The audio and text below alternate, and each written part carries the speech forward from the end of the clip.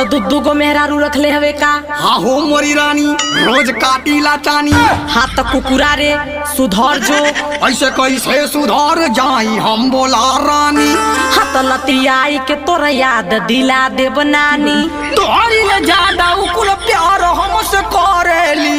अरे राजा उस पैसा पे तोहरे मारेनी।